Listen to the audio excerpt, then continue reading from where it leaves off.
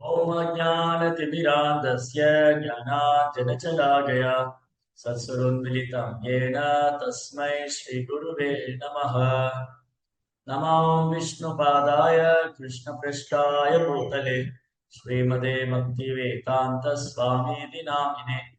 नमस्ते सारस्वती देवे गौरवाणी प्रचारिणे विशेषशून्यवादी पाशातदेशतारिणे। जय श्री कृष्ण चैतन्य प्रभु नित्यानंद श्री अद्वैत गदाधर श्रीवासदि गौर भक्त वृंद। हरे कृष्ण कृष्ण कृष्ण हरे हरे, हरे राम राम राम हरे हरे। ஹரே கிருஷ்ணா. பக்தர்களாருக்கு இனிமையான மாலை வணக்கம். இன்றைய பாகவத சத்சங்க வகுப்புல வந்து கலந்துட்டு இருக்கிற எல்லா பக்தர்களுடைய பணிவான நமஸ்காரம். இன்னைக்கு வந்து ஸ்ரீமத் பாகவதத்தினுடைய 2ஆம் ஸ்கந்தம் 1வது அத்தியாயம். இந்த அத்தியாயத்துடைய தலைப்பு வந்து இறை உணர்வின் முதற் பணி பிரார்த்தனை. கிருஷ்ண உணர்வுல அல்லது இறை உணர்வுல முன்னேறுவதற்கு முதல் தரமான பிரார்த்தனை என்னெல்லாம் செய்ய வேண்டும், கிருஷ்ண பக்தியில் முன்னேற்றம் அடைய என்னெல்லாம் செய்ய வேண்டும், இந்த அத்தியாயம் பறைசாற்றுகின்றது. இன்னைக்கு படிக்கிற ஸ்லோகம் வந்து 21 முதல் 25 வரை. 21வது பதம். यस्यां सन्दायमानायां मुखिनो भक्तिलक्षणः आसु सम्पद्यते योगा ஆசிரயம் பத்ரமீக்ஷதः. ஓ அரசரே, நினைவில் கொள்ளும் இந்த முறையாலும் சிறப்புடையதான பகவானின் வம்சத்தில் நிலைத்திருப்பதாலும் பகவானின் நேரான பாதுகாப்பின் கீழ் மிக விரைவில் ஒருவர் அவரது பக்தி தோண்டை அடைய முடியும். சரி, இது ரொம்ப அழகான ஒரு ஸ்லோகம். பகவான் மேல பகவானை நினைப்பதோட முக்கியத்துவம் என்ன, அப்புறம் எப்படி ஒருத்தர் பக்தி தோண்டை அடையலாம், பகவானை நினைப்பதன் முக்கியத்துவம், அதன் மூலமா எப்படி ஒருத்தர் பக்தி தோண்டை அடைவது. நினைவில் கொள்ளுதல் அப்படிங்கிறது ஸ்மரணம். ஸ்மரணம்னா நினைக்கிறது, ஸ்மரணம். இப்ப பாருங்க, நம்ம மனது வந்து எதையாவது நினைச்சுக்கிட்டே தான் இருக்கு. ஒரு நிமிஷமாவது, ஒரு செகண்டாவது நம் மனதுல ஏதாவது எண்ணங்கள் இல்லாம இருக்கா? நம்முடைய மனதுல எண்ணங்கள் அலை அலையாக வந்து கொண்டிருக்கின்றன, கடல் அலையை போல. கடல்ல எவ்வளவு அலை வருதுன்னு யாரும் சொல்ல முடியுமா? கடல்ல எவ்வளவு அலை வந்தது? இது வந்து 1047வது அலை, இது 2031வது அலை அப்படின்னு சொல்ல முடியும். அது கணக்கில் அடங்காத அலைகள் வந்து கொண்டிருக்கு. எப்படி சமுத்திரத்துல கணக்கில் அடங்காத முடியாத அலைகள்லாம் வந்துட்டு இருக்கோ, அது போல நமது மனதில் வந்து எண்ணங்கள் அலையாக வந்துட்டு இருக்கு. அப்புறம் நாம் செய்த செயல்கள் எல்லாம் மனதில் பதிந்திருக்கு. சிறு வயதிலிருந்து நம்ம என்னென்ன செயல் செய்தோமோ அதெல்லாம் நம்ம மனதுல பதிந்திருக்கு. அது நினைவு காலம். சிலர்லாம் வந்து சந்திக்கும் போது பழைய விஷயங்களை நினைவுபடுத்திக்குவாங்க. நாங்க வந்து குழந்தைகளை ஒன்னா ஸ்கூல்ல படிச்சோம், ஒன்னா காலேஜ் படிச்சுக்கிட்டோம், ஒரே கம்பெனில ஒன்னா வேலை பார்த்தோம், ஒரே ஸ்கூல்ல ஒன்னா வேலை பார்த்தோம், ஒரே இடத்துல ஒன்னா பிசினஸ் பண்ணிக்கிட்டு இருந்தோம். இந்த மாதிரி மலரும் நினைவுகள், அந்த நினைவுகள்லாம் மனதுல ஆழமா பயஞ்சிருக்கு. அப்போ எண்ணம் போல் வாழ்க்கை என்ன அர்த்தம்? எண்ணம் போல் வாழ்க்கை. எண்ணம் சிந்தனை எப்படி இருக்கின்றதோ அதே போல் எனக்கு வாழ்க்கையாகும். அதனால இந்த ஸ்மரணம்ங்கிறது ரொம்ப ரொம்ப முக்கியமான ஒரு விஷயம். நம்ம வாழ்க்கையில மறுக்க முடியாத, மறக்க முடியாத ஒரு ஒன்று, ஒரு விதமான பதிவு. நினைவலைகள் நம் இதயத்தில், நம் மனதில் நீங்காது வந்து கொண்டு சென்று கொண்டிருக்கிறது. இப்போ பிரச்சனை என்னன்னு சொன்னா, எந்த மாதிரி எண்ணங்கள் மனதில் பதிந்திருக்கின்றது, எந்த மாதிரி சிந்தனைகள் மனதில் பதிந்திருக்கின்றது, அந்த எண்ணமும் சிந்தனையும் என் செயலில் வெளிப்பாடு, அல்லது என் செயலின் வெளிப்பாடு எல்லாமே நான் என்னென்ன காட்சிகளை கண்டனும். இன்னைக்கு கொஞ்சம் வகுப்பு கொஞ்சம் தத்துவார்த்தமா இருக்கு, நான் கொஞ்சம் போக தெளிவா சொல்லிட்டேன். நம்ம அன்றாட வாழ்க்கையில என்னென்ன விஷயங்களை பார்த்தோமோ அது மனசு அப்படி படம் பிடிச்சு வச்சுக்கு. முதல்ல கண்ணால பாக்குறோம், அந்த கண்ணால பாக்குற விஷயங்களை மனது படம் பிடித்து வைத்துக் கொள்ளும். அந்த எண்ணங்களும் அந்த சிந்தனைகளும் அடிக்கடி வந்து போய்கிட்டே. அது வந்து சில விஷயங்கள்ல நம்ம மனதுல ஸ்ட்ராங்கா ஸ்டோர் ஆயிடும், ரெஜிஸ்டர் ஆயிடும். இப்ப நம்மளை யாராவது திட்டாங்க, கல்யாணம் ஆன புதுசுல கணவனுடைய அம்மாவோ இல்ல மனைவியோடைய அப்பாவோ திட்டாரு அப்படின்னா அந்த தம்பதியோட வாழ்நாள் முழுவதும் மனசுல நீங்கா இடம்பெற்று ஏதாவது ஒரு சண்டை வரும்போது உடனே சொல்லிடுவாங்க. கல்யாணம் ஆன புதுசுல உங்க அம்மா என்ன சொன்னாங்க, நீங்க அப்ப என்ன சொன்னீங்க, இவர் உடனே சொல்ற உங்க அப்பா என்ன சொன்னாரு. அந்த மாதிரி சில எண்ணங்கள் மனதில் ஆழமாக பயந்து விட்டது.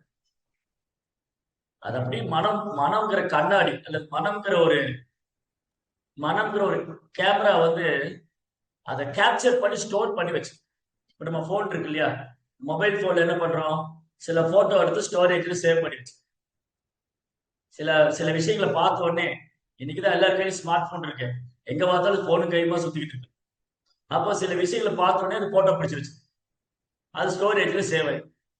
அதை அடிக்கடி எடுத்து எடுத்து பார்த்தோம், அது நம்ம கண்ணு முன்னாடி வந்து போயிட்டே இருக்கு. அதே போல நம் வாழ்க்கையில் நடந்த எண்ணற்ற சம்பவங்கள், அது சிலது மனதுக்கு மகிழ்ச்சி தரக்கூடிய செயல்களும் இருக்கலாம், சம்பவங்களும் இருக்கலாம். நம் மனதுக்கு மகிழ்ச்சி தரக்கூடிய சம்பவங்களும் இருக்கலாம், நமக்கு துன்பம் தரக்கூடிய சம்பவங்களும் இருக்கலாம். இந்த மகிழ்ச்சி தரக்கூடிய சம்பவங்களும் சரி, துன்பம் தரக்கூடிய சம்பவங்களும் சரி, மனதுல அப்படி ஆழமாக பதிந்து அதை கேப்சர் பண்ணி அதை வந்து நம்ம சேர்த்து வச்சிருக்கிறோம் மனசுல. இப்போ கிருஷ்ணர் வந்து பகவத்கீதையில மிக அழகா சொல்றாரு, என்னுடைய இன்ப துன்பத்துக்கு வேறு யாரும் காரணம் அல்ல, என் மனமே காரணம். நம்முடைய நோ ஆடியோன்னு சொல்லியிருக்காங்க. நான் பேசுறது தெளிவா கேட்டா எஸ்ன்னு போடுங்க. யாரோ ஒருத்தர் வந்து நோ ஆடியோன்னு போட்டிருக்காங்க. என்னுடைய வாய்ஸ் பிரேக் ஆகுதா, தெளிவா கேட்கலையா, நான் பேசுறது தெளிவாக இருக்கின்றதா? நல்லா கேக்குதுங்க பிரபு. ஹரே கிருஷ்ணா பிரபு. கேக்குது, நல்லா கேக்குது. நல்லா கேக்குது. ஓகே, அப்ப அவங்களுக்கு தான் வந்து நெட் ப்ராப்ளமா இருக்கும், இடம் மாறி இருக்கு. ஓகே, இல்லாட்டி வேற எங்கேயோ ட்ரை பண்ணு வேற. Okay, thank you.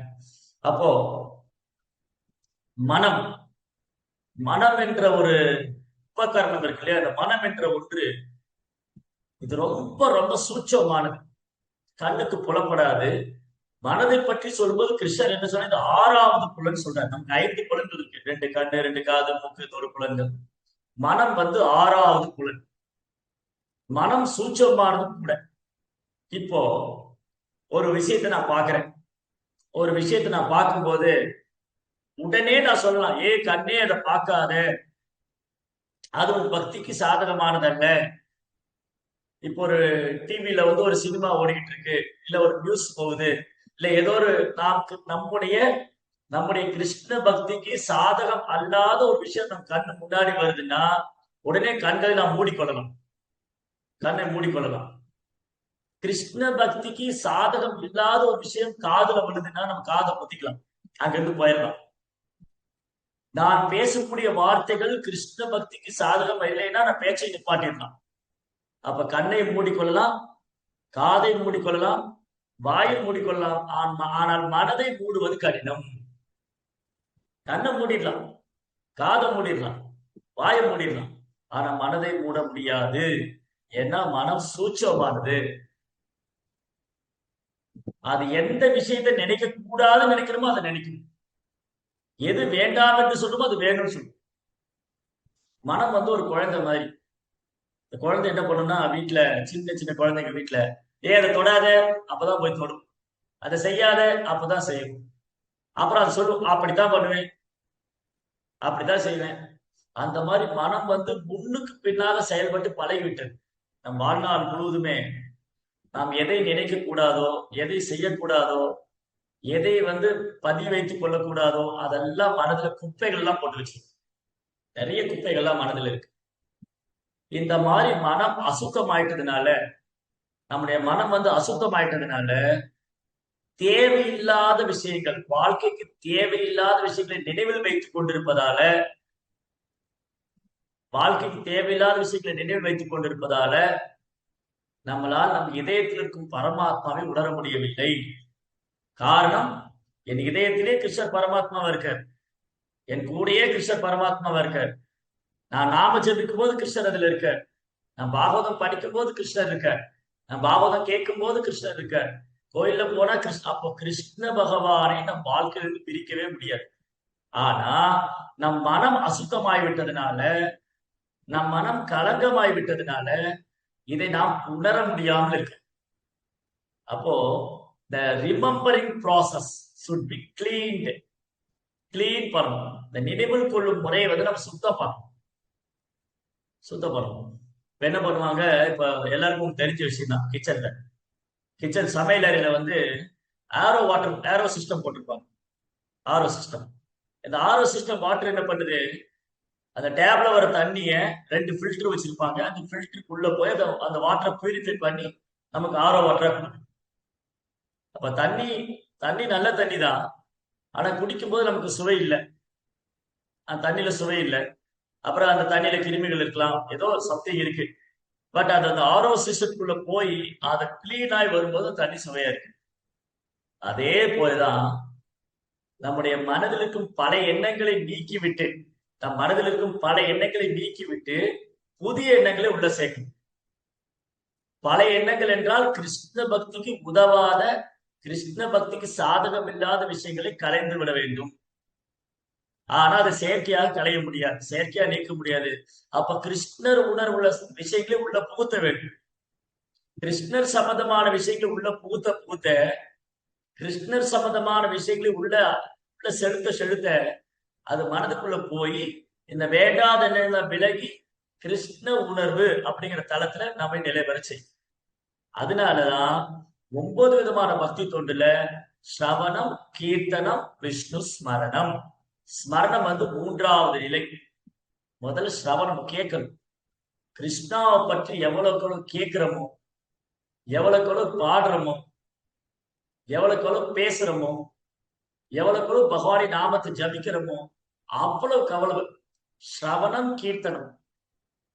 ஸ்ரவணம், கீர்த்தனம் எவ்வளவுக்கு எவ்வளவு நம்ம அதிகமான நேரத்தை ஒதுக்குறோமோ அதற்கு அதிகமா முக்கியத்துவம் தரணும். ஸ்ரவணம் என்றால் கிருஷ்ணரை பத்தி கேட்பது, கீர்த்தனம் என்றால் பாடுவது, ஜபிப்பது, படிப்பது எல்லாம். அப்போ எஸ், எக்ஸாம்பிள் வாட்டர் பியூரிஃபை. யா. சோ இந்த மாதிரி ஸ்ரவன் கீர்த்தனம் உள்ள போகணும். அப்போ நேற்று கூட நான் பாகவதம் படிச்சுட்டு இருந்தேன். இப்போ நம்ம பாகவதம் 2வது ஸ்கந்தத்துல இருக்கோம். பாகவதம் 3வது ஸ்கந்தத்துல ஸ்ரீமத் பாகவதம் 3வது ஸ்கந்தம் 15வது அத்தியாயம். அந்த 15ஆம் அத்தியாயத்துல வைகுந்த லோகத்தை பற்றி வர்ணனைகள் இருக்கு. பகவானுடைய ஆன்மீக லோகம், ஆண்டவருடைய பரலோகம் எப்படி இருக்கும், அந்த ஆண்டவரின் சாம்ராஜ்யமான பரலோகம் வைகுந்த லோகத்துல எப்பொழுதும் அங்க இருக்கிற வைகுந்த வாசிகள் ஸ்ரவன் கீர்த்தனம் பண்ணிக்கிட்டே இருப்பாங்க. கிருஷ்ணரை பற்றி கேட்டுக்கொண்டே இருப்பார்கள், கிருஷ்ணரை பற்றி பாடிக்கொண்டே இருப்பார்கள். ஸ்ரவணம், கீர்த்தனம். தென் விஷ்ணு ஸ்மரணம்.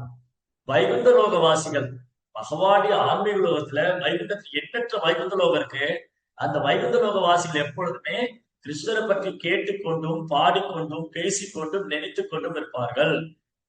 அப்ப பாருங்க, பிரபுபாதர் வந்து நமக்கு எவ்வளவு அழகான ஒரு முறை கற்றுக் கொடுத்திருக்காரு அப்படின்னு சொன்னா, இந்த பயிற்சி இப்ப நம்ம இருக்கோம் இல்லையா, இப்ப கிருஷ்ண பக்தி பண்ணிட்டு இருக்கோம்ல, இந்த பயிற்சி நம்ம சரிவர செய்து கிருஷ்ணரை பற்றி கேட்டு கேட்டு கேட்டு கிருஷ்ணருடைய நாமங்களை ஜபித்து ஜபித்து ஜபித்து கிருஷ்ணரை பற்றி பேசி பேசி பேசி அப்படியே அந்த கான்சியஸ்னஸ்ல இருந்து கிருஷ்ண உணர்வுல லயத்து, அதுக்கப்புறம் கிருஷ்ணர் மேல அன்பு அதிகரித்து கொண்டு பகவானை மறக்க முடியாது, என்னால கிருஷ்ணரை மறக்க முடியாது, என் வாழ்க்கையிலிருந்து என் இதயத்திலிருந்து கிருஷ்ணரை அகற்ற முடியாது, என் இதயத்திலிருந்து கிருஷ்ணரை பிரிக்க முடியாது அப்படிங்கிற ஒரு சூழ்நிலை வரும்போது நமக்கு இந்த உலகத்துல வேலை கிடையாது.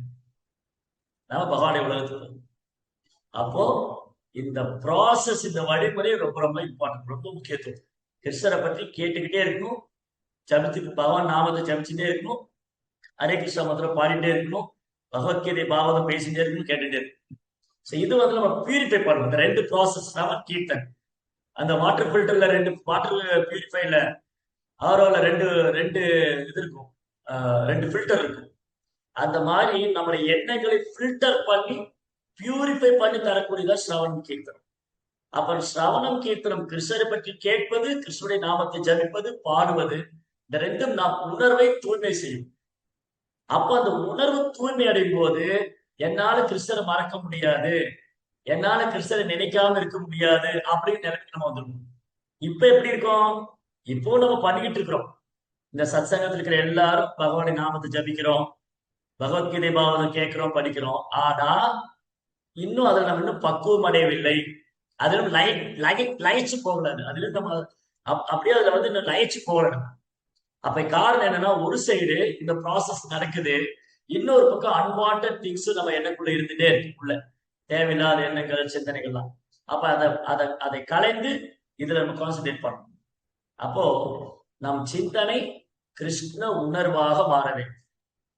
அப்ப நம்முடைய நினைவு, எல்லாருக்கும் நினைவு இருக்கு, நினைவில்லாத ஆளே கிடையாது. நினைவு இருக்கிற ஆட்கள் வந்து கிருஷ்ணரை நினைக்க வேண்டும், கிருஷ்ண உணர்வில் ஆக வேண்டும். அப்ப கிருஷ்ண உணர்வில் ஆகணும்னு சொன்னா அந்த ப்ராசஸ் வந்து நம்ம விடாம தொடர்ந்து அந்த முறை, இந்த வழிமுறை பிரபுபார் என்னன்னு சொல்லி கொடுத்திருக்காரோ அதை சின்சியரா சீரியஸா பிராக்டிஸ் பண்ணும். அப்போ இந்த நினைவில் கொள்ளும், கிருஷ்ணரை நினைவில் கொள்ளும் முறையானது மிகச்சிறப்புடையதான பகவானின் உபவம்சத்தில் நிலைத்திருப்பதா. கிருஷ்ணரை நினைக்கிறது அப்படின்னா, கிருஷ்ணரை நினைப்பது என்றால் அவர் ஒரு உருவமற்றவரோ அல்ல ஒரு ஒளி வடிவானவரோ அல்ல ஒரு ஜோதி வடிவானோ அப்படி கிடையாது. அப்படி இங்கு சொல்லவில்லை. அது முறை சரியான முறையும் அல்ல. கிருஷ்ணரை நினைப்பது என்றால் அவரது சச்சிதானந்த ரூபத்தை நினைப்பது, அவரது சேவையில் லயித்திருப்பது, அவரிடம் அவர் பக்தரிடம் அன்பு பரிமாற்றம் செய்வது, பகவானுக்கு சேவை செய்வது. அப்படி அந்த உருவம்சத்துல மனதை நிலைக்கும் போது பகவானின் நேரடியான பாதுகாப்பின் கீழ் மிக விரைவில் ஒருவர் அவரது பக்தி தொண்டை அடைய முடியும். அப்ப எவ்வளவுக்கு எவ்வளவு இந்த ஸ்ரவன் கீர்த்தன், பகவானை பத்தி கேட்பது, ஜபிப்பதை நம்ம கரெக்டா ஸ்ட்ரிக்டா ஃபாலோ பண்றோமோ அவ்வளவுக்கு எவ்வளவு நம்ம பக்தி தொண்டில் ப்ராக்ரஸ் ஆகிட்டே இருக்கு. அதனாலதான் வெறுமனே 7 நாள் கிருஷ்ணரை பற்றி கேட்டதுனாலே பரிசுத்த வர இந்த உடலை விட்டு பகவான் போனேன். வெறும் 7 நாள் கிருஷ்ணரை பத்தி பேசினாலேயே சுகதேவி கோசம் இந்த உடலை விட்டு பகவான் உலகத்துக்கு போனேன். அப்போ அந்தே நாராயண ஸ்மிருதி, இந்த உடலை விடும்போது நாம் கிருஷ்ணரை நினைக்க வேண்டும் என்றால் இந்த ப்ராசஸ் வந்து கரெக்டா இருக்கும். இந்த வழிமுறையை நாம் சரியாக பின்பற்ற வேண்டும். எம் பாபி ஸ்மரன் பாவம் எதற்கந்தே கலேவரம் தம் தம் ஏவைதி கௌந்தேயா சதா தத் பாவ பாவிதம். அர்ஜுனா, ஒருத்தர் உடலை விடும்போது என்ன நினைத்து கொண்டு, என்ன எண்ணிக்கொண்டு, எதனை சிந்தித்துக் கொண்டு இந்த உடலை விடுகிறாரோ அவர் அதாவே ஆகிவிடுகிறார். இப்ப உதாரணத்துக்கு ஒரு கணவனுக்கு மனைவி மேல ரொம்ப பற்றுதல். அவர் உடலை விடும்போது, ஐயோ நான் உடலை விட போறேனே, மனைவி என்னாவா, அவளை யார் பார்த்துட்டு போறா, அவர் யாரு கவனிச்சுட்டு போறா, அந்த மனைவியே நினைத்து கொண்டு, அந்த அந்த கணவர் உடலை விட்டார்னு சொன்னா அவர் அடுத்த உடல் ஒரு பெண்ணினுடைய சரீரத்துக்கு போயிடுவார், ஒரு பெண்ணினுடைய உடல். அதே மாதிரி ஒரு மனைவி ஆனவள் கணவனை நினைத்து கொண்டு, ஐயோ நான் இறந்து போறேனே, கணவர் என்ன ஆவாரு, என் பசங்களாம் அவளை பார்த்துக்குவாங்களா இல்ல விட்டுருவாங்களா அப்படின்னு, என் கணவர் என்ன வந்து வாழ்நாள் போது பாதுகாத்தாரு, பராமரிச்சாரு, அதை பண்ண அதை வாங்கி கொடுத்தாரு, இதை வாங்கி கொடுத்தாரு அப்படின்னு தன் கணவனையே நினைத்து கொண்டு ஒரு மனைவி உடலை விட்டால் அந்த பெண்ணானவன் அடுத்த பிறவியில ஒரு ஆணுடைய உடலுக்கு. அதனால நம் சிந்தனை என்ன, நம் எண்ணம் என்ன, நம் எண்ணம் போல் வாழ்க்கை. நம் சிந்தனை தான், என்னுடைய சிந்தனை தான் என்னுடைய அடுத்த பிறவி காரணமா, என்னுடைய மறுபிறவி, என்னுடைய அடுத்த பிறவிக்கு என்ன காரணமாகுதுன்னா என்னுடைய சிந்தனை, என்னுடைய கான்சியஸ்னஸ் தான். அதனாலதான் கிருஷ்ணர் சொல்ற, அந்த காலேச்ச மாமேவ ஸ்மரன் முத்வா கலேவரம் எப்ராதசி மத்பாவம் யாதி நாதி அத்த அசம்சய. சந்தேகமே வேண்டாம் அர்ஜுனா, அந்த காலே இறக்கும் தருவாயில மாம் ஏவ ஸ்மரன் முத்வா கலேவரம், என்னையே நினைத்து கொண்டு, என்னையே சிந்தித்துக் கொண்டு யாரோ இந்த சரீரத்தை விடுறாங்களோ, அந்த காலேச்ச மாமேவ ஸ்மரன் முத்வா கலேவரம் எப்ராதசி மத்பாவம் யாதி நாதி அத்த அசம்சய. சந்தேகமே வேண்டாம் அர்ஜுனா, அவர் என்னை வந்து அடைவார். அப்ப இறக்கும் தருவாயில நம்ம கிருஷ்ணரை நினைக்கணும்னு சொன்னா we have to practice Krishna consciousness.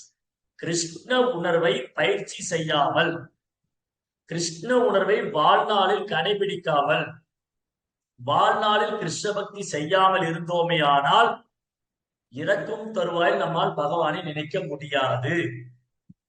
இறக்கும் தருவாயில் நான் பகவானை நினைக்க வேண்டுமானால் வாழும் போது நான் பயிற்சி செய்ய வேண்டும்.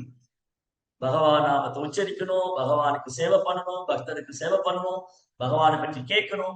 இந்த ப்ராசஸ் அதனாலதான் பகவத்கீதையுடைய 8ஆம் அத்தியாயம் ஸ்மரணம், பகவானை நினைக்கிறத பற்றி முக்கியத்துவம்.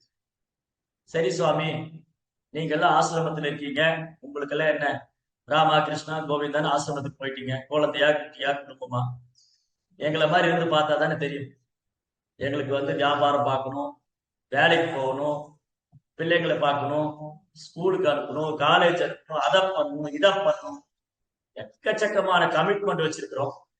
அப்படி இருக்கும்போது எங்களை மாதிரி ஆளுங்க எப்படி கிருஷ்ணரை நினைக்கிறது? இந்த கேள்வி யதார்த்தமா யார் வேணாலும் கேட்கலாம். ஒரு குடும்பஸ்தர் இல்லற வாழ்க்கையில் இருக்கக்கூடியவர் இந்த கேள்வி கேட்கலாம்.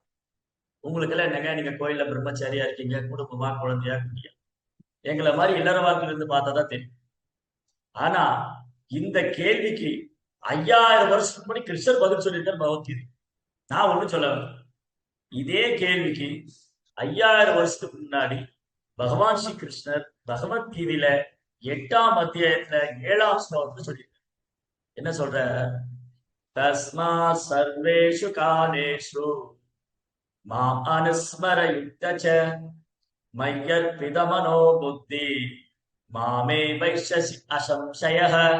அர்ஜுனா, தஸ்மா சர்வேஷு காலேஷு, எல்லா நேரத்திலும் காலத்திலும் மாம் அனுஸ்மர, என்னையே நினைத்துக் கொண்டு, என்னையே நினைத்துக் கொண்டு உன் கடமையை செய்வாயாக. எப்படி கடமை செய்யணும்? கிருஷ்ணரையே நினைத்துக் கொண்டு. எனவே அர்ஜுனா, எல்லா நேரத்திலும் காலத்திலும் எல்லா சூழ்நிலையிலும் நீ எங்கிருந்தாலும் என்னையே நினைத்துக் கொண்டு உன்னுடைய கடமையை செய்வாயானால், மையற்பித மனோ புத்தி, உன் மனம் புத்தி எனக்கு அர்ப்பணித்து என்னை சிந்தித்துக் கொண்டிருப்பாயானால் சந்தேகமே வேண்டாம், நீ என்னை அடைவாய். அப்போ பகவான் ஸ்ரீ கிருஷ்ணரை நினைப்பதற்கு அவர் துறவியாவோ சன்னியாசியாவோ ஆசிரமத்திலே போயிருக்கணும் அவசியம் இல்லை. அவர் ஒரு ஸ்டூடெண்டா இருக்கலாம், அவர் ஒரு ஹவுஸ் ஒய்ஃபா இருக்கலாம், அவர் ஒரு பிசினஸ் மேனா இருக்கலாம், அவர் யாராவது இருக்கலாம். அவர் இந்த உலகத்துல எங்க இருந்தாலும் எந்த மூலையில் இருந்தாலும் அவர் கிருஷ்ணரை நினைக்க பயிற்சி எடுத்துக் கொண்டிருக்கிறார், கிருஷ்ணரை நினைத்துக் கொண்டிருக்கிறார் சொன்னா, அவர் தன் கடமையை செய்து கொண்டு கிருஷ்ணரை நினைத்துக் கொண்டிருக்கிறார் என்று சொன்னால் அவர் பகவானே. இப்ப உதாரணத்துக்கு அர்ஜுனன் ஒரு குடும்பஸ்தர், அர்ஜுனன் ஒரு சத்திரியன், ஒரு குடும்பஸ்தர், அவர் குழந்தைகள் இருந்தது, அம்மா உண்டு, நண்பர் உண்டு, உறவினர் உண்டு, எல்லாம் உண்டு. அப்ப எதையும் தியாகம் செய்ய சொல்லுது கிருஷ்ணா. உன் குடும்பத்தை விட்டுடு, உன் அம்மா விட்டுடு, உன் மனைவியை விட்டுடு, உன் பிள்ளைகளை விட்டுடு. நோ, எதையும் நீ விட வேண்டும். உன் கடமையை ஆற்றிக்கொண்டு அதே சமயத்துல என்னை நினைத்துக் கொண்டு எனக்காக நீ செயல்படுவாய். ஆனால் சத்தியமா என்ன அடைவீங்க, ப்ராமிஸ் பண்றேன். சரி, அர்ஜுனன் ஒரு குடும்பஸ்தர், அப்புறம் ஒரு ஹவுஸ் ஒய்ஃபா இருக்கலாம். யாரு? குந்தி தேவி ஒரு ஹவுஸ் ஒய்ஃப். குந்தி தேவி இல்லற வாழ்க்கைக்கு ஒரு சாதாரண பொண்ணு, அவங்க பகவானே நினைச்சிட்டு இருக்காங்க. அவர் பிரகலாதர் ஒரு சின்ன குழந்தை, பிரகலாத குழந்தைக்கு 5 வயசு, அந்த குழந்தை பகவானே நினைச்சிட்டு இருக்காரு. துக்காராம் கோரா கும்பர்லாம் ஒரு பெரிய வியாபாரிங்க. கோரா கும்பர் பானை செய்யறவரு, பாண்டகரே நடிச்சுட்டு இருக்காரு 24 மணி நேரம். பாண்டகரை நேருக்கு நேரம் தரிசனம் பண்ணார். பாண்டகரே கோரா கும்பருக்கு சேவை பண்றதுக்காக வந்தார் அவங்க வீட்டுக்கு. நாமதேவர், துக்காராம், அவங்களாம் சாதாரண குடும்பத்துல பிறந்தார், சொக்க மேல. அதனால எண்ணற்ற சான்றுகள் உண்டு வரலாற்று. ரைட்? அதனால இங்க முக்கியமான பாடம் என்னது? கிருஷ்ணரை நினைக்க கற்றுக்கொள்ள வேண்டும், அதில் பயிற்சி எடுத்துக்கொள்ள வேண்டும். அடுத்த ஸ்லோகம் 22. ராஜோவாச்ச யதா சந்தார்யதே பிரம்மன் தாரணாயத்ர சம்மதா யாதுஷி வாஹரே ஆசு புருஷஸ்ய மனோமலம். பாக்கியசாலியான பரிசித் மகாராஜன் தொடர்ந்து விசாரணை செய்தார். ஓ பிராமணரே, மனதை எப்படி எங்கு பதிவு செய்ய வேண்டும் என்பதையும், எவ்விதத்தில் கருத்தை பதிவுபடி செய்தால் ஒருவனால் மனதில் உள்ள அழுக்குகளை அகற்றிக் கொள்ள முடியும் என்பதையும் தயவு கூர்ந்து விளக்குங்கள்.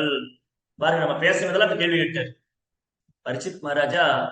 என்னெல்லாம் பிரபுபார் நமக்கு சொல்லி கொடுத்தாரோ, என்னெல்லாம் நம்ம பேசிட்டு இருந்தோமோ அந்த கேள்வியாவே கேட்டார். அங்க பரிசித் மகாராஜை பத்தி சொல்லும் போது ஒரு வார்த்தையை சேர்த்திருக்காங்க. பரிசித் மகாராஜா பத்தி இங்க பேசும்போது ஒரு வார்த்தையை அதுல சேர்த்திருக்காங்க, பாக்கியசாலியான. அப்படி என்னங்க பரீட்சித் பாக்கியசாலி? ஏன்னா இந்த உலகத்துக்கு சக்கரவர்த்தியா இருந்ததான். பரீட்சித் வந்து இந்த உலக 5000 வருஷத்துக்கு முன்னாடி இந்த உலகத்துக்கு சக்கரவர்த்தியா இருந்தாரு, அதனால அவர் பாக்கியசாலியா? இல்ல அவர் செல்வந்தர் குடும்பத்துல பிறந்தனால பாக்கியசாலியா? அஸ்தினாபுரத்து அரியாசனத்துல அமர்ந்ததுனால அவர் பாக்கியசாலியா? இல்ல. இதெல்லாம் காரணம் அல்ல. பரிசித் மலர் ஏன் இங்கு பாக்கியசாலி என்று கூறப்படுகிறார் என்றால், அவர் மரணத்தை முன்பே அறிந்து கொண்டார். இன்றிலிருந்து 7வது நாள், இன்னையிலிருந்து 7வது நாள் எனக்கு மரணம் சம்பவிக்க போகுது அப்படின்னு அறிந்து கொண்ட முதல் ஜீவன் பரிசித் மகாராஜ். நம்முடைய வரலாற்றிலேயே இந்த இந்த இந்த பூமியிலேயே இந்த இந்த இந்த என்ன சொல்றது, இந்த 3 உலகத்துல கூட எடுத்துக்கலாம். தன்னுடைய மரணத்தை முன்கூட்டி அறிந்தவர் ஒரு சிலரே, அதுல பரிசுத்தும் ஒருவர். அதனால பரிசுத் வந்து பாக்கியசாலி. அவருக்கு மரணம் எப்ப வரப்போகுதுன்னு தெரியும். ஏன் அவர் பாக்கியசாலி? அவருக்கு மரணம் எப்ப வரப்போகுதுன்னு தெரிந்ததுனால பாக்கியசாலி. ஏன் அவர் பாக்கியசாலி? சுகதே கோசாமி போன்ற ஒரு தன்னை உணர்ந்த ஆத்மாவுக்கு குருவாக கிடைத்தனா அவர் பாக்கியசாலி. ஏன் அவர் பாக்கியசாலி? நான் இந்த சரீரம் அல்ல ஆத்மா என்பதை உணர்ந்ததால் அவர் பாக்கியசாலி. ஏன் அவர் பாக்கியசாலி? அஸ்தினாபுரத்து அரியாசனத்தில் அமர்ந்திருந்தாலும், உயர்ந்த குலத்தில் பிறந்திருந்தாலும், செல்வம் செழிப்பு விழுந்தாலும் அதை துறந்து ஒரு துறவியாக வந்து அமர்ந்து கொண்டார், அதனால் பாக்கியசாலி. அஸ்தினாபுரத்து அரியாசனத்தின் மேல் பற்றுதல் கிடையாது, செல்வத்தின் மேல் பற்றுதல் கிடையாது, குடும்ப அங்கத்தின் மேல் பற்றுதல் கிடையாது. தனக்கு மரணம் சம்பவிக்க போது என்று அறிந்த உடனே எல்லா பற்றியும் துறந்து விட்டு கங்கை கரையில் அமர்ந்து கொண்டார், அதனால் ஒரு பாக்கியசாலி. அப்போ பரிசித் மகாராஜா பாக்கியசாலி. பரிசித் மகாராஜ் செயல்களை யார் கேட்கிறாங்களோ படிக்கிறாங்களோ அவங்களும் பாக்கியசாலி. ஏன்னா வாழ்க்கையோட லட்சியம் என்னன்னு தெரிஞ்சுக்கணும். பரிசித் மகாராஜ் ஒரு பாக்கியசாலி. பரிசித் மகாராஜுடைய செயல்கள், அவரோட நடவடிக்கை, அவரை பற்றிய விஷயங்களை பேசுவாங்க கேட்கிறவங்க பாக்கியசாலி. ஏன்னா அவங்களோட வாழ்க்கையோட குறிக்கோள் என்னன்னு தெரிஞ்சு, வாழ்க்கைய லட்சியம் என்னன்னு தெரிஞ்சு. அதனால இங்க பரிசித் மகாராஜ் என்ன கேட்கிறாரு? மனதை எப்படி எங்கு பதிய செய்ய வேண்டும்? மனதை கிருஷ்ணரில் பதிய செய்ய வேண்டும், கிருஷ்ண உணர்வில் பதிவு செய்ய வேண்டும். எவ்விதத்தில் கருத்தை செலுத்தும்படி செய்தால் ஒருவரால் மனதில் உள்ள அழுக்குகளை அகற்றிக் கொள்ள முடியும்? பக்தி தொண்டில் தொடர்ந்து ஈடுபடுவதால. சுங்கத ஸ்வகத கிருஷ்ணா புண்ணிய ஸ்ரவண கீர்த்தனா ஹிருதயம் தஸ்தோகி அவத்ரானி சதா. தொடர்ந்து கிருஷ்ணரை பற்றி கேட்கறதுனால, படிக்கிறதுனால, ஜபிக்கிறதுனால இதயத்தில் அழுக்குகளை அகற்றிவிட முடியும். அடுத்து 23வது பதம், 23rd.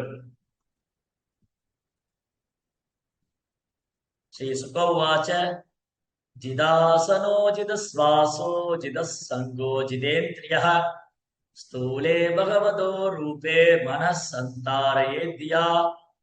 சுகதேவ கோசாமி விடையளித்தார். ஒருவர் ஆசனத்தை கட்டுப்படுத்தி, யோக பிராராயணம் மூச்சடக்கம் சுவாசத்தை கட்டுப்படுத்தி, இதனால் மனதையும் புலன்களையும் முறையால் அடக்க வேண்டும். அதன் பின் புத்தியை பயன்படுத்தி பகவானின் விராடம் என்று அழைக்கப்படும் ஸ்தூல சக்தியால் மனதை செலுத்த வேண்டும். இந்த முறை, இந்த விராட புருஷரை தியானிப்பது, விராட ரூபத்தில் மனதை பதிய செய்வது, இது நமக்கெல்லாம் மிக கடினமான முறை. பக்தர்களுக்கு இந்த முறை தேவையும் இல்லை. அப்ப யாருக்கா இது சொல்லப்பட்டிருக்கு? பக்தர் அல்லாதவங்க, பகவான் ஸ்ரீ கிருஷ்ணரை பரம புருஷோத்தமனா ஏற்றுக்கொள்ளாதவங்க, பகவானிய சச்சிதானந்த ரூபத்தை ஏற்றுக்கொள்ளாதவங்க, பகவானது நாம ரூப குடாதிசைகளை அறியாதவங்க,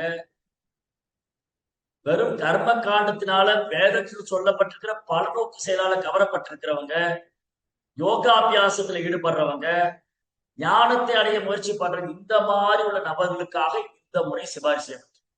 இந்த முறையை வந்து அர்ஜுனனே நிராகரிச்சிருக்கார் 5000 வருஷத்துக்கு முன்னாடி. பகவத்கீதையுடைய 6ஆம் அத்தியாயத்துல இந்த அஷ்டாங்க யோக முறையை வந்து பகவான் சொல்லி தர அர்ஜுனன். அர்ஜுனன் சொன்னாரு, கிருஷ்ணா இந்த மாதிரி யோகாலாம் என்னால பண்ண முடியாது, வேறதான் சொல்லணும். அப்ப பகவான் சொன்ன, யோகத்திலே சிறந்த யோகம் பக்தி யோகம் தான். யோகினாம் அபி சர்வேஷாம், யோகி எல்லாம் சிறந்தவர் கிருஷ்ண பக்தர், பக்தி யோகி. யோகினாம் அபி சர்வேஷாம் அத்யதே அந்தராத்மனா ஸ்ரத்தாவான் பஜதே யோமாம் சமயுக்த தமோ மதக. எல்லா யோகியிலும் சிறந்தவர் யாருன்னா எப்பொழுதும் என்னை உள்மனதில் தியானம் செய்து கொண்டு எனக்கு பக்தி தோண்டு பண்ற பக்தி யோகி, அந்த பக்தனே எனக்கு மிக பிரியமானவன், நெருக்கமானவன் அர்ஜுனா. ரைட்? அதனால நமக்கு சிபாரிசு செய்யப்பட்டிருக்கிறது பக்தி யோகம். நமக்கு சிபாரிசு செய்யப்பட்டிருக்கு ஹரிநாம சங்கீர்த்தனம். ஹரே கிருஷ்ணா கிருஷ்ண கிருஷ்ணா ஹரே ஹரே, ஹரே ராமா ராம ராமா ஹரே ஹரே. இந்த முறை, இந்த இந்த நாம சங்கீர்த்தனம், நாம ஜபம், பக்தி தொண்டு மிக எளிமையானது மட்டுமல்ல, பயில்வதற்கு மிக இனிமையானது கூட. இது டைரக்ட் ப்ராசஸ், பகவானை நேரடியாக அணுகக்கூடிய முறை. அதுதான் நமக்கு சிபாரிசு செய்யப்பட்டது. இது ஜென்ரலா பக்தர் அல்லாதவங்க சொல்லப்படும். அடுத்து 24வது பதம்.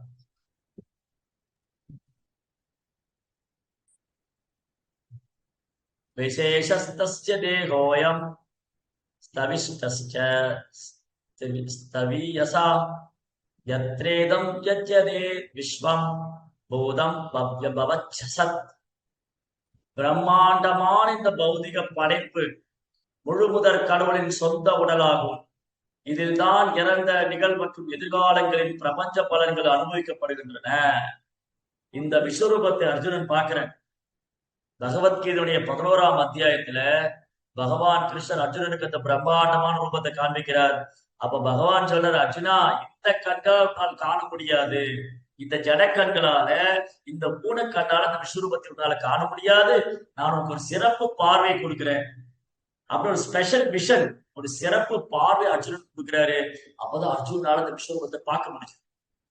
அந்த அர்ஜுனன் இந்த விஸ்வரூபத்துல முன்னாடி நடந்தது, இப்ப நடந்து கொண்டிருப்பது, இனி நடக்க போவது, முக்காலத்தையும் பார்க்கிறேன். அந்த பிரம்மாண்டமான விராட புருஷனுக்குள்ள, பகவான் இந்த பிரம்மாண்டமான பௌதிக தோற்றத்துக்குள்ள, பகவான் இந்த விஸ்வரூபத்துக்குள்ள எண்ணற்ற கிரகங்கள், எண்ணற்ற கிரகவாசிகள், சமுத்திரங்கள், மலைகள், முன்ன நடந்த விஷயங்கள், இப்ப நடந்து கொண்டிருப்பவை, இனி நடக்க போவை அனைத்தையும் அர்ஜுனன் பார்க்கிறார். அதனால இந்த பகவான், இந்த பிரம்மாண்டமான ரூபமானது பகவானை சரடையாதவங்க, பகவானை சரடையாதவங்களுக்கு ஒரு அருமையான பாடம். இந்த பிரம்மாண்டமான விராட் ரூபத்துக்குள்ள, பகவானின் பௌதிக தோற்றத்துக்குள்ள அனைத்தும் அடங்கி இருக்கின்றது அப்படின்னு அவங்களுக்கு புரிய வைக்கிறதுக்காக பகவான் இந்த விராட் ரூபத்தை காட்டியார். 25வது பதம். அண்டகோசே ஷரீரஸ்மின் சப்தாவர்ண சம்யுதே வைரஜாஹ புருஷோ யோசோ பகவான் தாரணாஸ்ரய. பகவான் தாரணாஸ்ரய.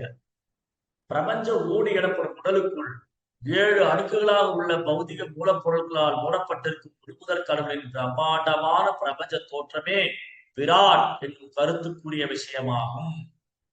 அப்போ இங்க நம்ம ஒரு விஷயம் தெளிவாக புரிந்து கொள்ள வேண்டும்.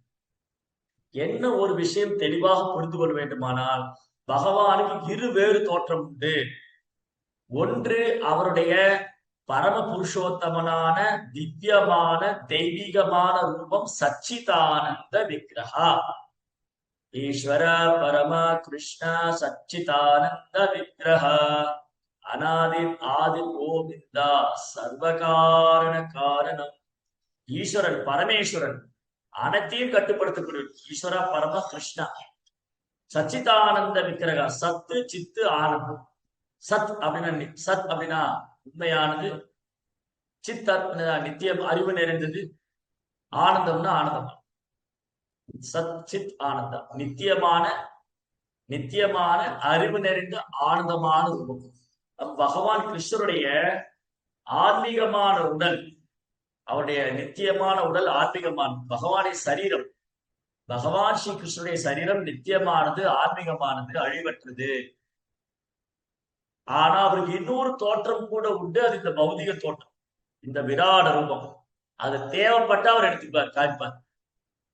இந்த விராட புருஷன், இந்த விஸ்வரூப தோற்றமானது, பகவானுடைய இந்த விராட ரூபமானது, விஸ்வரூப தோற்றமானது பகவானுடைய பௌதிகத்தை பிரதிபலிக்கக்கூடிய ஒரு தோற்றம்.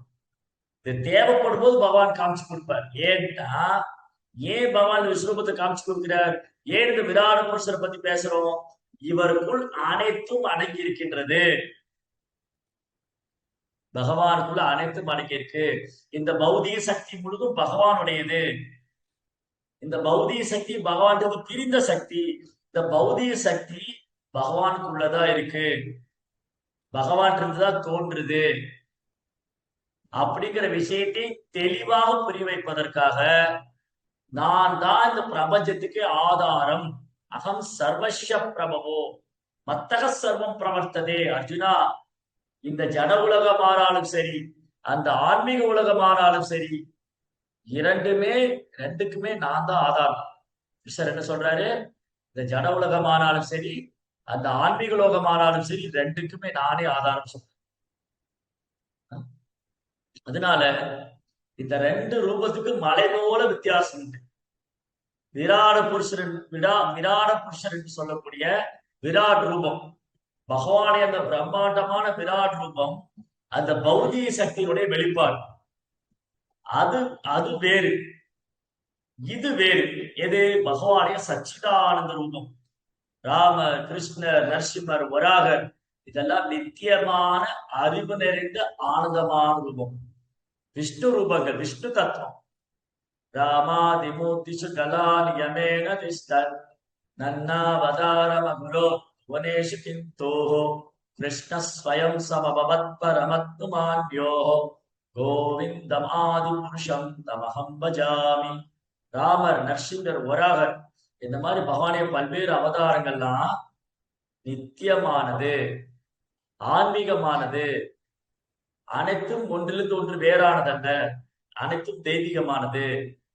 அதனால பக்தர்கள் பகவானை பரமபுருஷோத்தமனான உள்முதற்கடலால், பக்தர்கள் பகவானை பரமபுருஷோத்தமனான உள்முதற்கடலா வழிபடுறாங்க, அவர் அணுகுறாங்க, அவருக்கு சேவை பண்றாங்க. பக்தர் அல்லாதவங்களுக்கு அவங்க மனதை ஒருநிலைப்படுத்துவதற்காகவும், அவங்க படிப்படியா ஆன்மீகத்துல முன்னேற்றம் அடைவதற்காகவும், அவங்க பிரபஞ்சத்தினுடைய சூழ்நிலையை தெரிந்து கொள்வதற்காகவும், பிரபஞ்சத்தின் இயக்கத்தை அறிந்து கொள்வதற்காகவும் இந்த விராட ரூபம் வர்ணிக்கப்பட்டிருக்கிறது. அப்ப இயற்கை தானா இயங்காது. இயற்கைக்கு பின்னாடி பகவான் இறைவனுடைய அந்த ராஜ்யம் இருக்கு. இயற்கைக்கு பின்னாடி இறைவன் இயங்கிக் கொண்டிருக்கிறார். இறைவன் இயக்குகிறார், இயற்கை இயங்குகின்றது. இறைவன் இயக்குகிறார், இயற்கை இயங்குது. இயற்கை தானா இயங்காது. அப்போ இந்த பௌதிக மூலக்கூறுகள், பௌதிக சக்தி 7 அடுக்கு: பூமி, ஆப்போ, அனலோ, வாயு, கம், மனோ, புத்தி. நிலம், நீர், நெருப்பு, காற்று, ஆகாயம், மனம், புத்தி, இதெல்லாம் இந்த பிரம்மாண்டமான விராட புருஷனுக்கு தான் வரும். அந்த விராட புருஷனுக்குள்ள எல்லாம் அதுக்குள்ள இருக்கு. அதனால நீங்க காணக்கூடிய எதையுமே நம்ம கிருஷ்ணாவிலிருந்து பிரித்து பார்க்க முடியாது. அனைத்தும் அவருடைய கருணையில தான் இயங்கிட்டு, அவருடைய அசைவுல தான் அசைஞ்சுக்கிட்டு. அதனால மிக அழகான ஒரு வர்ணனை பகவானுடைய இந்த விராட ரூபத்தை பற்றி வர்ணனைகள் சொல்லியிருக்கு. இந்த விராட ரூபரை யார் தியானிக்க வேண்டும்? பக்தர் அல்லாதவங்க. பக்தர்கள் யார் தியானிக்கணும்? பகவானுடைய சச்சிதானந்த லீலைகள், பகவானுடைய நித்தியமா லீலைகளை பக்தர்கள் தியானிக்க வேண்டும். பகவானை பக்தி தொண்டில் மனதை ஈடுபடுத்த வேண்டும். அதுதான் நமக்கு சிபாரிசு செய்யப்பட்டது. அதனால ஆக மொத்தத்தில் இன்றைய வகுப்புடைய சாராம்சம் என்ன? இன்றைய வகுப்புடைய சாராம்சம் என்னன்னா, நாம் நினைவில் கொள்ள வேண்டும். யாரை நினைவில் கொள்ள வேண்டும்? என்ன நினைவில் கொள்ள வேண்டும்? இதுதான் தீர்மானிக்குது என்னுடைய அடுத்த பிறவியை. நான் எதை நினைக்கின்றனோ அதான். அப்போ நாம பகவானுடைய லீலைகளை நினைச்சுக்கிட்டே இருக்கோம். அப்படி நம்ம பயிற்சி எடுத்துக்கிட்டே இருக்கோம்னு சொன்னா கிருஷ்ண உணர்வுல நம்ம பக்குவம் அடைய ஆரம்பிச்சோம். கிருஷ்ண உணர்வுல நம்ம முன்னேற்றம் அடைய ஆரம்பிச்சோம். அப்ப எவ்வளவுக்களும் கிருஷ்ண உணர்வு நம்ம முன்னேற்றம் அடையணுமோ அவ்வளவுக்காலும் பக்தி தொண்டில் நம்ம முன்னேற்றம் அடையணும். அப்போ ஒரு நாள் மரணம் சம்பவிக்கும் போது அந்த நேரத்துல என்னால கிருஷ்ணன் நினைக்க முடியும். இதுல இன்னொரு முக்கியமான விஷயம் என்னன்னா, நமக்கு எப்ப மரணம் வரும் தெரியாது. கிட்டத்தட்ட 600 பேர் இருக்கும். இந்த 600 பேர்ல யாருக்காவது தெரியுமா எப்ப மரணம் வரப்போகுதுன்னு? யாருக்குமே தெரியும். இன்னைக்கா, நாளைக்கா, ஒரு வாரம் கழிச்சா, ஒரு வருஷம் கழிச்சா, ஒரு மாசம் கழிச்சா, இல்ல 10 வருஷம் கழிச்சா, 20 வருஷம் கழிச்சா, 30, 40, 50? கேரண்டி. நம்ம வாழ்க்கை இப்ப கேரண்டி இல்ல. சமாஷுதாயே பத பல்வல பிளவம் மகத் பதம் புண்ணே அசோ முராரி பவாம்பதிர் வச பரம் பதம் பதம் பதம் யத் பதம் நதேஷா. பாகவதம் என்ன சொல்லியிருக்கு? இந்த ஜட உலகம் இருக்கு இல்லையா, சமாசுதாய பல்வல பகத்பதம் புண்ணிய யசோ முராரி. யார் ஒருத்தர் பகவான் கிருஷ்ணர் முராரி, முரா என்ற அசுரனை வதம் செய்தது, அந்த முராரியோடைய தாமரை திருப்பாதத்தை யார் பிடிச்சுக்கிறாங்களோ, யார் ஒருத்தர் பகவானுடைய தாமரை திருப்பாதத்தை பிடிச்சுக்கிறாங்களோ அவங்க என்ன ஆவாங்க? இந்த பௌதிக உலகத்துல சமுத்திரம் போல கஷ்டங்கள் இருக்கு. நம்ம வைக்கிற ஒரு அடி டேஞ்சர் தான், நம்ம வைக்கிற ஒரு ஸ்டெப் ஆபத்து. பாருங்க, இந்த வளைகுடா நாடுகள்ல சண்டை போட்டுக்கிட்டே இருக்காங்க. இந்த ஈரான், ஈராக், இந்த இவங்கெல்லாம், அந்த யுஎஸ்ல, அமெரிக்கா, எப்ப குண்டு போட போறான்னு தெரியாது, எந்த நாட்டு மேல போட போறான்னு தெரியாது, எந்த எம்பசி மேல போட, என்ன பண்ண போறான்னு தெரியாது. அவங்க பொய்யகங்காரத்தினால சண்டை போட்டு அப்பாவி மக்கள் தினம் பயத்துல பயத்துல வாழ்ந்துட்டு இருக்காங்க. என்ன நடக்க போதும்? இதுதான் இந்த ஜட உலகம் கிருஷ்ணா சொல்ற ஆபத்து நிறைந்தது, துக்காலயம் அசாஸ்வதம், துன்பம் நிறைந்தது, நிலை இல்லாதது. பதம் பதம், ஒரு ஸ்டெப்பும் பதம் பதம் எத்தி பதம் நதேஷா. நம்ம வைக்கிற ஒரு ஸ்டெப்பும் டேஞ்சர் தான், அபாயம் தான், ஆபத்து தான். என்ன அடுத்து என்ன நடக்க போகுதுன்னு தெரியாது. இப்ப பேசிக்கிட்டே இருக்கிறோம், திடீர்னு பூகம்பம் வந்தா என்ன பண்ணும்? எல்லாம் உள்ள போயிடும். தெரியவா போகுது பூகம்பம் வரப்போகுது? எப்ப என்ன வரும் தெரியாது. இப்ப நான் பேசிட்டே இருக்கேன், திடீர்னு மாரடைப்பு வந்தா என்ன பண்ணுவேன்? இந்த மாரடைப்பு எனக்கு சொல்லிட்டு வரும், ஹார்ட் அட்டாக் வரும்போது நீ தயாரா எடுத்துக்கணும் சொல்லிட்டு வர்றாரு. ஹார்ட் அட்டாக் திடீர்னு வரலாம், திடீர்னு நினைவு செயலிழந்து போகலாம், திடீர்னு என்னால உடம்பு சரியில்லாம போயிடலாம், திடீர்னு அந்த இயக்கினால் என்ன வேணா ஏற்படணும், எப்ப வேணா என்ன வேணா நடக்கும். அப்போ என்னை நான் தயார் செய்து கொள்ள வேண்டும். இப்போ அதே உதாரணம், ஒரு வகுப்புல பேசிட்டு இரண்டு பசங்க உதாரணம் எடுத்து, ஒரு பையன் நல்லா படிக்கிற பையன், பெஸ்ட், ஸ்கூல்லயே பெஸ்ட் ஸ்டூடெண்ட் ஒரு பையன். இன்னொரு பையன் படிக்கிறான், ஆனா பெஸ்ட் எல்லாம் சொல்ல முடியாது. இந்த ரெண்டு பசங்களுக்கும் எக்ஸாம்னு அறிவிக்க போறேன், அடுத்த வாரம் டேர்ம் டெஸ்ட் இருக்கு, உங்களுக்கு அடுத்த வாரம் டேர்ம் டெஸ்ட் இருக்கு. இந்த ரெண்டு பையனுடைய மனசு எப்படி இருக்கும்? ஒரு பையன், என்ன நான் ஏற்கனவே படிச்சுட்டு எப்ப கேட்டாலும் எக்ஸாம் எழுது, நீ அடுத்த வாரம் வச்சா என்ன, ஒரு மாசம் கழிச்சு வச்சா என்ன, திடீர்னு வச்சா என்ன, இல்ல ஒரு வருஷம் வச்சு ஆனுவல் எக்ஸாம் வச்சு, ஆஃப் இயர்லியான சரி, quarterly, half yearly, quarterly, annual, term test எது வந்தாலும் இந்த நல்லா படிச்சுக்கலாம். பாத்தீங்களா, அந்த பையனுக்கு no problem. He was ready to do attend the examination. He was ready to face the examination very determinedly. அந்த நல்லா படிக்கிற பையன் எப்ப பரீட்சை வைத்தாலும் அந்த பரீட்சை எதிர்கொள்றதுக்கு தயாராக. சுமாரா படிச்ச ஒரு பையன் இருக்கா பாத்தீங்களா, அவன் பயந்துகிட்டே இருப்பான். ஐயோ, எக்ஸாம்ல எப்படி கேள்வி கேட்க போறாங்களோ, அது கேள்வி டஃபா இருக்குமா, நான் படிக்காததா கேட்டுருவாங்களோ, இல்ல மறந்து போனதா கேட்டு எனக்கு கஷ்டமானதா வந்துருமோ. ஏன்? because he is not perform, his confidence is not that level. அந்த நல்லா படிக்கிற பையனுடைய கான்பிடன்ட், அந்த டெட்டர்மினேஷன் லெவல் இவனுக்கு கிடையாது. இவனுக்கு என்னன்னா, இவன் சரியா படிக்காதனால இவனுக்கு பயம், இவன் சரியா படிக்காதனால, இவன் விளையாட்டுத்தனமா இருந்ததுனால இவனுக்கு எக்ஸாம் வைக்க போல பயம். நான் படிக்காத கேட்டுருவாங்களோ, கேட்டது எனக்கு மறந்து போயிருமோ, கொஞ்சம் டஃப்பா, கொஞ்சம் கஷ்டமா கேட்டுருவாங்களோ. இது யாருக்கு? ஒழுங்கா பர்ஃபார்ம் பண்ணாத பையனுக்கு தான் இந்த பிரச்சனை. ரெகுலரா அவன் படிச்சுக்கிட்டே இருக்கான், பிராக்டிஸ் பண்ணிட்டே இருக்கான், he was ready to do face any time examination. அவன் நல்ல அன்னன்னைக்குள்ள சப்ஜெக்ட படிச்சுட்டு இருந்தானா அந்த எக்ஸாம் எப்ப வேணா எழுத தயாரா இருக்கான். அதே மாதிரிதான் நம்ம வாழ்க்கையில மரணம் என்ற ஒன்று. மரணம் என்ற ஒன்று யாருக்கு பயம்? இந்த ஆன்மாவை பற்றி அறியாதவர்கள், ஆன்மாவை பற்றி அறியாதவங்க, கிருஷ்ண உணர்வுல இல்லாதவங்க, இறைவன் மேல அன்பை வளர்த்து கொள்ளாதவங்க, இல்ல பேரளவாக பக்தி பண்ணிட்டு இருந்தவங்க, பக்தியில பக்குவம் அடையாம பேரளவா பக்தி பண்ணிட்டு விளையாட்டுத்தனமா ஸ்ரத்தை இல்லாம ஏனோ தானோ பக்தி பண்ணிட்டு இருக்கிறவங்க மரணம் வந்தா பயம். ஆனா only one thing is confident. ஒரு விஷயத்துல அவன் உறுதியா இருக்காங்க, இந்த உடலை விட்டு நான் கிருஷ்ணாட்ட போகணும், இந்த உடலை விட்டது நான் கிருஷ்ணாட்ட போகணும். அந்த ஒரு விஷயத்துல என் மனித வாழ்க்கை ஒரே குறிக்கோள் பகவான் ஸ்ரீ கிருஷ்ணரை அடைவது. அந்த ஒரு விஷயத்துல அவன் உறுதியா இருக்கான், டிட்டர்மினா இருக்கான், வைராக்கியமா இருக்கான்னு சொன்னா, அதுக்கான பிராக்டிஸ் பண்ணிட்டு இருக்கான்னு சொன்னா, he can எனி டைம் இந்த லீவு பாடிக்கணும். எந்த நேரம் உடலை விட்டாலும் அவன் கிருஷ்ணாண்ட போக தயாராக. That's all. அப்போ ஒன்னே ஒண்ணு நம்ம கையில இருக்கு. நம்மள பகவான்கிட்ட அழைச்சிட்டு போறதுக்கு ஆன்மீக குரு இருக்கார். பகவானை பற்றிய வர்ணைகள் கொடுக்கறதுக்கு பகவத்கீதை பாகவதம் இருக்கு. பகவானை நினைக்கிறதுக்கு ஹரிநாமம் இருக்கு. சேவை பண்றதுக்கு வாய்ப்பு இருக்கு, பாக்கியம் இருக்கு. அப்ப நம்ம எல்லாருக்கும் பாக்கியம் இருக்கு. பகவானுக்கு சேவை பண்ணலாம், பகவானுடைய நாமத்தை ஜபிக்கலாம், பகவத்கீதை கேட்கலாம், பாகவதம் கேட்கலாம், பகவத்கீதை படிக்கலாம், பாகவதம் படிக்கலாம், பாகவதற்கு சேவை பண்ணலாம். எல்லாமே இருக்கு. ஒன்னே ஒண்ணுதான் நம்ம கையில இருக்கு. குருவும் நம்மளை அழைச்சிட்டு போக தயாரா இருக்காரு. ஆன்மீக குரு நம்மளை அழைச்சிட்டு போக தயாரா இருக்காரு. ஒன்னே ஒண்ணுதான் நம்ம கையில இருக்கு. என்னது? அந்த பண்ற பக்திய அழகா கவனமா ஒழுங்கா செய்யணும். பிரபுபாதர் என்னன்னு சொல்லி கொடுத்திருக்கார், சீக்ஷா குரு என்ன சொல்றார், தீக்ஷா குரு என்ன சொல்றார், இதை நம்ம மனசுல வச்சுக்கிட்டு அதை அப்படியே செயல்படுத்திட்டோம்னு சொன்னா அந்த பாதையும் தெளிவா இருக்கு, பயணமும் தெளிவா இருக்கு, நம்ம இலக்கும் தெளிவா இருக்கு. நம்முடைய லட்சியம் வந்து கிருஷ்ணா. நம்ம இலக்கும் தெளிவா இருக்கு, குழப்பம் இல்லை.